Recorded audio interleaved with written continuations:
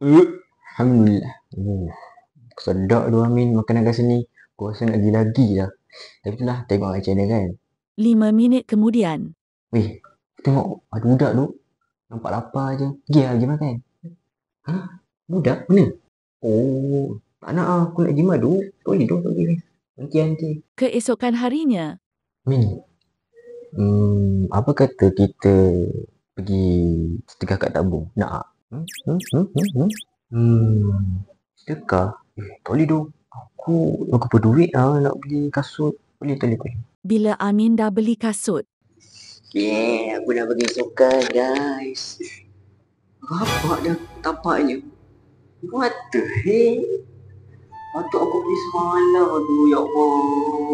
Ini pun mungkin sebab aku punya sifat lah. Aku punya patut jimat hati, bukan jimat duit. Allah. Adik akhirnya abang minta maaf lah sebab hari tu tak dapat nak belanja adik makan ni semua. Abang pun dah belajar. Kita ni jangan tambah buat baik kan. Itulah Amin. Rezeki ni bukan bila banyak duit, tapi sempat buat baik. Bukan gitu bah.